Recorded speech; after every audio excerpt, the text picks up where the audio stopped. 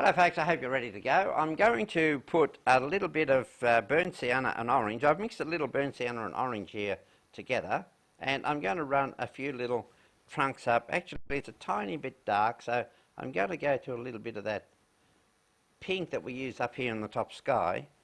It's a little bit contaminated, so it's not quite pure pink, but we just run a few little trunks in here and there within that, and then we can come back with a little more highlight on some of these guys.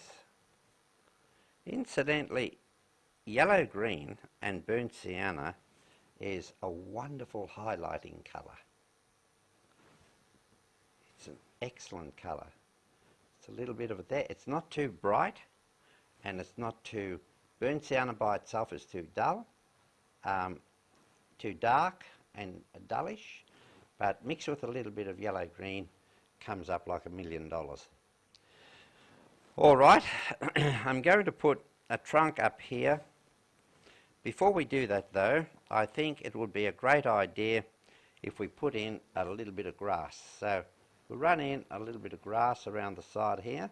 Now many people ask me, how am I doing this grass? Am I flicking downwards, sideways, whatever? What I'm doing is I'm putting the brush on the board like that and flicking it straight up. That's exaggerated, of course, but that's exactly what's happened. On the board, flick it up. And the most important thing is the shadow. But of course, we don't want 500 bits of straight grass like this. We want grass growing at all angles. We want short bits of grass, long bits of grass, light bits of grass, the whole lot. And as you go back into the distance, we want grass a little bit lighter in tonal value, because it's further away and you've got more air between you and the distant grass. So we need that grass lighter in tonal value. It doesn't matter if it is or not in reality, you still make it lighter in tonal value, because it makes the painting look deeper, further away. The distant objects look further away if you do that. Now we also need a tiny bit of shadow coming out, and you know, there's always a lot of dust collects in grass and so on, and you get these little bits of rubbish and stain coming out of the grass into the road. So you need to pull out a little bit of rubbish from the grass and make the grass look as if it is in fact actually growing there. I'm going to go to a little bit of yellow in the distance here and run that in.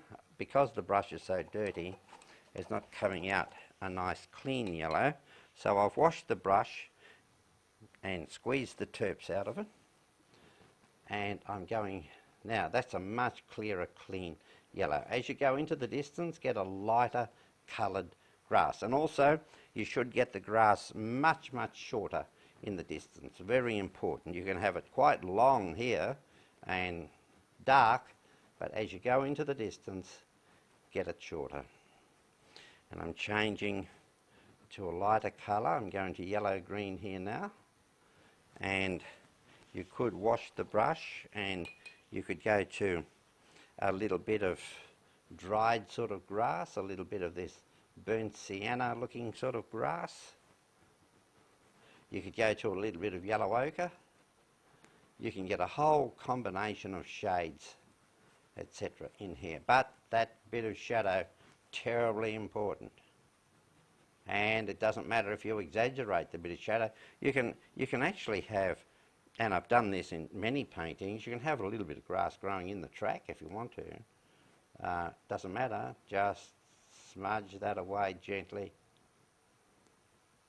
and get a bit of texture in the track as well. Alright, now I'm going to put a tree in this area here, and I started with the brush horizontal, and it was horizontal like this. I've got my thumb well back on the brush, and I'm allowing the brush to go through a 90-degree arc as I go up, and that allows you to run the branches at the top here as thin as a hair, a single hair in width. Look at that. That is literally the thickness of a single hair. and we need a little bit of highlight up the side of that. I'm rotating. If the highlight's on the right hand side, then you need to rotate the brush anti-clockwise.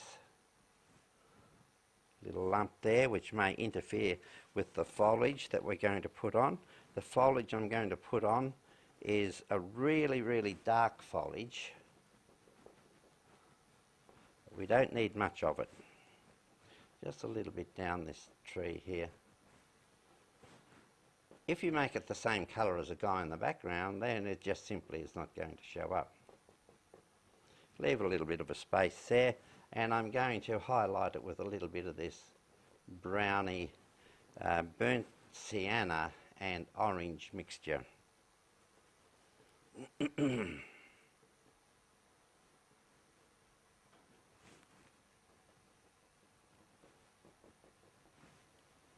Someone for sure will ring me up and ask me what kind of tree it is.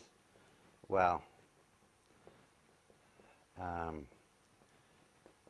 maybe I'll have to get my little book out on tree specimens and study it up.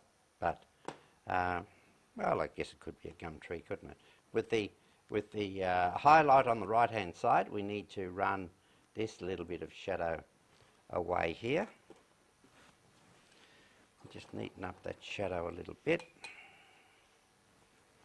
Just get a fan brush and run along underneath here and just gently run that shadow away across the road.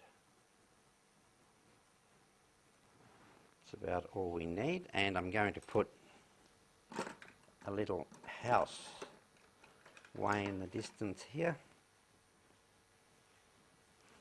I'm going to use a little bit of this pinkish colour for the roof, and we'll run the roof in here like so. This is a, you notice how easily that paint runs in.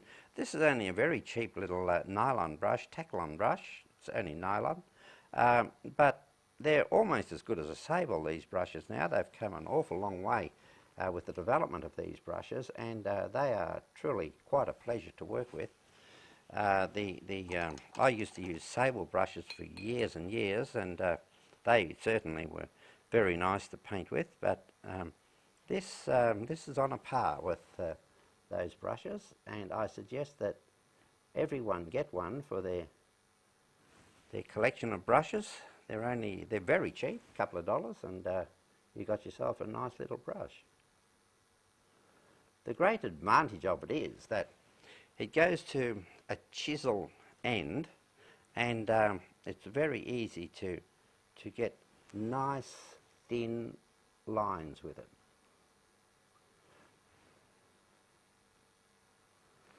So I suggest you get one, and it makes painting a lot easier for you. Put a little window in here.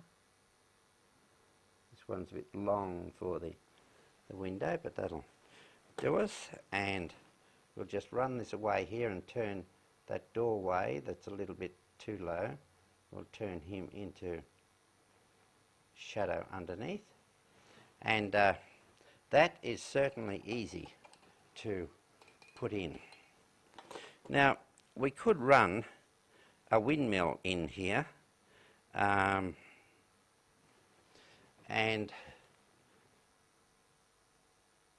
we'll run the centre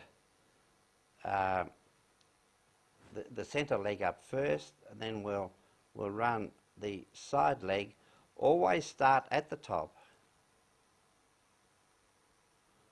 when you run the legs in on these windmills, because if you start at the bottom and you miss the top, you're in trouble.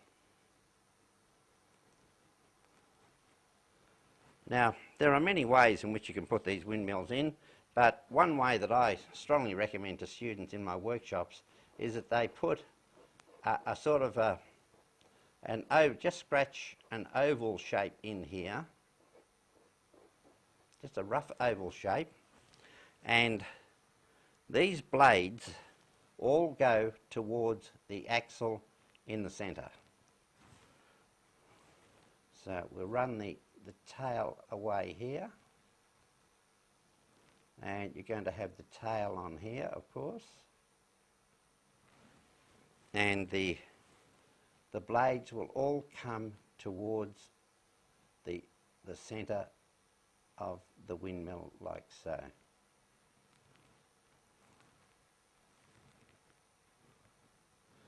Very easy to do. Now, that little line that you've got left there, that was used as a guide. You can go around and just define that with a tiny little bit of paint. Extend the blades past that if you so desire. And you'll find that that's the easiest way to get a reasonable sort of result quickly and easily. You can get yourself into an awful lot of trouble with windmills, but you also need to just put a little bit of highlight on this guy. You don't need to go to every blade, but the majority of them, and a little bit on the frame itself, a little bit on these cross beams, and the tank. You can run a tank in here, and we'll highlight that. Now the lines on this tank, everything above horizon line goes upwards, and everything below horizon line goes down. A few stumps underneath it, and a little bit of terps in that. We'll run a little bit of grass underneath it, like so. All right, I'm going to sign the painting down here. We'll put a frame around it and see how that looks. Now, that painting can be taken a lot further, of course. You can put fence posts in and gates and goodness knows what. But for the exercise, I think that's a nice, simple little painting to have a go at. And remember, the first brush stroke is always the hardest. Come along to one of my workshops and we'll show you the most satisfying way to finish your painting with the last brush stroke. You enjoy your painting. Bye.